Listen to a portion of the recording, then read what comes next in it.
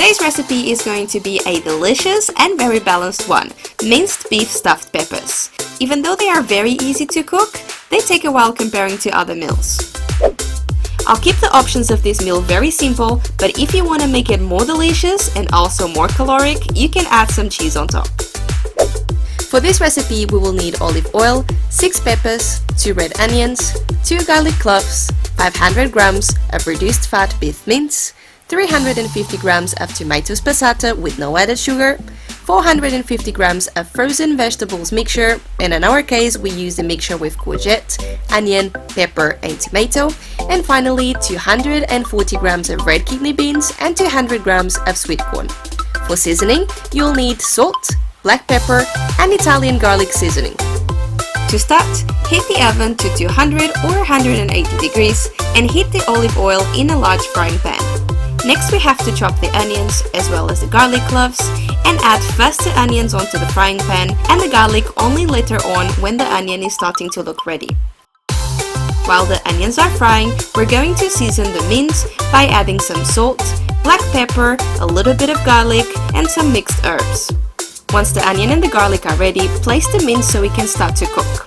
In the meantime, prepare the peppers. You'll have to wash them, cut the top, remove the seeds, and then you'll have 2 different options. You can either do them completely upright as we did on today's recipe, or you can also cut them in halves. If you decide to cut them in halves, you should bake them for about 20 minutes so they can soften. If you want to do them whole instead like we did on this recipe, I would recommend you to leave them under boiling water for about 5 minutes so they can soften. In our case we didn't do that on this day, so you won't see that happening. Now that the mince is brown and ready, we're gonna add the remaining ingredients, starting with the tomato paste, then the red kidney beans, the frozen vegetables, and finally the corn. Please make sure you mix everything very well.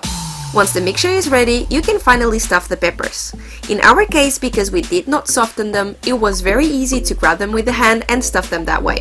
Or in your case, however, if you did soften them either by baking them or leaving them on the boiling water, you'll have to keep them on the baking tray.